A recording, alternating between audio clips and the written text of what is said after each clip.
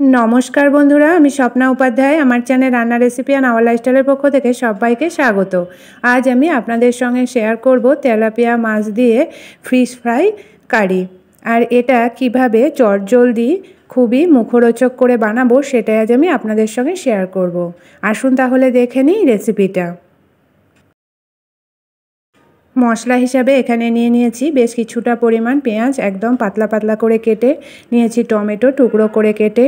मशलार जोन्नो आछे एखाने कालो जिरे सामान्य, सादा सर्षे कालो सर्षे हाफ चामच करे और आछे पोस्त बेश किछुटा परिमाण, काँचा पाका लंका स्वाद मतो, रसुन कयेक कोया, आदा कुचि और निয়েছি गोटा धने गोटा जिरे शुकनो खोलाय भेजे हाफ चामच करे। एगुलो सब भालो करे मिहि करे पेस्ट करे नेब। एखाने निये निয়েছি बेश किछुटा परिमाण तेलापिया माछ भालो करे केटे धुए बेছে परिष्कार करे जल झरिয়ে निয়ে छोटो छोटो टुकरो करे केटे निয়েছি।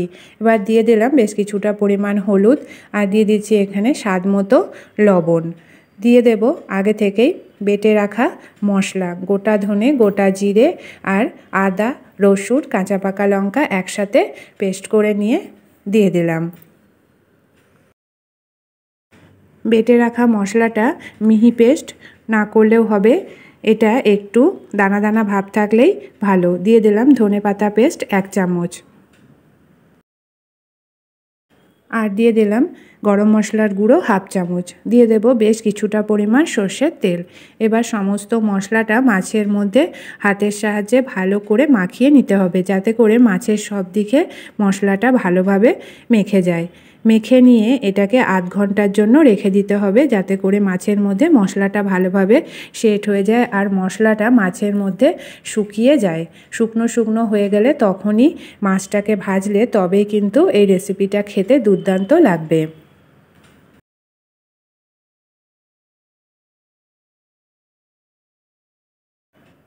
এবার মাছটাকে ভেজে নেব। তার জন্য দিয়ে দিচ্ছি কড়াইয়ে বেশ কিছুটা পরিমাণ সরষের তেল। তেলটাকে হাই হিটে ভালো করে গরম করে নিতে হবে। তেলটা হাই হিটে গরম হয়ে গেছে। এবার দিয়ে দিলাম 1 চিমটে লবণ আর হলুদ, দিয়ে মশলা মাখানো মাছগুলো একে একে বেশ কিছুটা পরিমাণ দিয়ে এক পিঠ হাই হিটে রেখেই ভালো করে ভেজে নিতে হবে। আর এই মাছগুলো ভাজার জন্য তেলের পরিমাণটাও একটু বেশি দিতে হবে, তবে কিন্তু মাছগুলো ভিতর থেকে ভালোভাবে ভাজা হবে। মাছের এক পিঠ ভালো করে ভেজে নেওয়া হয়ে গেছে। এবার উল্টে দিয়ে অপর পিঠ ভালো করে ভেজে নেব। আর এই মাছগুলোকে গোল্ডেন ব্রাউন করে ভেজে নিতে হবে আর একটু শক্ত শক্ত করেই ভেজে নিতে হবে, তবেই কিন্তু খেতে ভালো লাগবে। মাছগুলোকে এপিঠ ওপিঠ গোল্ডেন ব্রাউন করে আর শক্ত শক্ত করে ভেজে নেওয়া হয়ে গেছে। এবার এগুলোকে নামিয়ে নিয়ে বাকি মাছগুলো ঠিক একইভাবে ভেজে নিতে হবে। সমস্ত মাছগুলোকে ভেজে নেওয়া হয়ে গেছে আর দেখতেই পাচ্ছেন মাছগুলো কিন্তু গোল্ডেন ব্রাউন করে ভেজে নিয়েছি আর দেখতেও যেমন ভালো লাগছে খেতেও কিন্তু দুর্দান্ত লাগবে। এগুলো এরকম অবস্থাতেও কিন্তু খেতে দুর্দান্ত লাগে।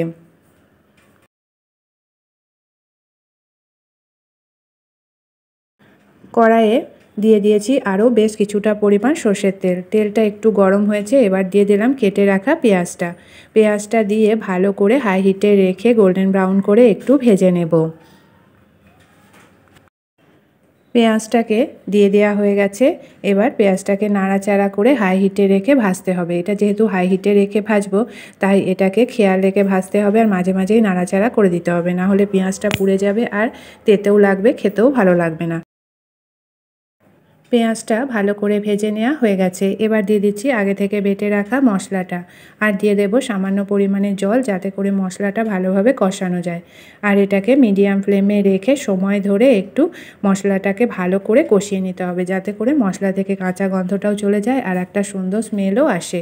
এবার এর মধ্যে দিয়ে দিলাম পরিমাণ মতো হলুদ আর দিয়ে দেব স্বাদ মতো লবণ। লবণ হলুদ দিয়ে মশলাটাকে ভালো করে মিশিয়ে দিয়ে নাড়াচাড়া করে কষিয়ে নিতে হবে। মশলাটা যত ভালো করে কষানো হবে এই রেসিপিটাও কিন্তু খেতে ততটাই দুর্দান্ত লাগবে। মশলাটা কিছুক্ষণ কষিয়ে নিয়েছি। এবার এর মধ্যে দিয়ে দিচ্ছি বেশ কিছুটা পরিমাণ টমেটো। টমেটো থেকে যে জলটা বেরোবে তাতেই কিন্তু মশলাটা ভালোভাবে কষানো হয়ে যাবে, তাই এটাকে মিডিয়াম ফ্লেমে রেখে সময় ধরে কষিয়ে নেব। দিয়ে দিলাম 2-3টে কাঁচা পাকা লঙ্কা আর দিয়ে দিচ্ছি অল্প পরিমাণে ধনেপাতা কুচি। দিয়ে আবারও এটাকে মিশিয়ে দিয়ে কিছুক্ষণ কষিয়ে নেব। দিয়ে দিচ্ছি কিছুটা পরিমাণ গরম মশলার গুঁড়ো।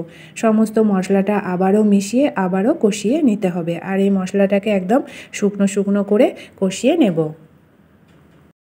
মশলাটা শুকনো শুকনো করে কষিয়ে নেওয়া হয়ে গেছে। এবার দিয়ে দিলাম মশলা দিয়ে ভাজা মাছগুলো দিয়ে এটাকে একদম লো ফ্লেমে রেখে মশলার সঙ্গে ভালো করে মিশিয়ে আবারও 3-4 মিনিট এটাকে রান্না করে নিতে হবে, যাতে করে মশলাটা মাছের মধ্যে ভালোভাবে ঢুকে যায়।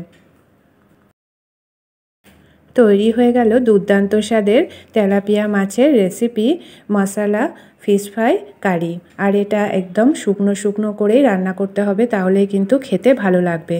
আর গরম ভাতের সাথে যদি এরকম মাছের রেসিপি থাকে তাহলে কিন্তু আর কোনো কথাই নেই, আর অন্য কোনো রেসিপির দরকারও হয় না। দেখতে যেমন এটা কালারফুল হয়েছে, খেতেও হয়েছে দুর্দান্ত। রেসিপিটা যদি আপনাদের ভালো লেগে থাকে তাহলে লাইক শেয়ার কমেন্ট করবেন। আর আমার চ্যানেলকে এখনও যারা সাবস্ক্রাইব করেননি প্লিজ সাবস্ক্রাইব করে নেবেন। তাহলে বন্ধুরা আজকের মতো এটুকুই। আবার দেখা হবে আগামী নতুন পর্বে। ভালো থাকবেন, সুস্থ থাকবেন। ধন্যবাদ।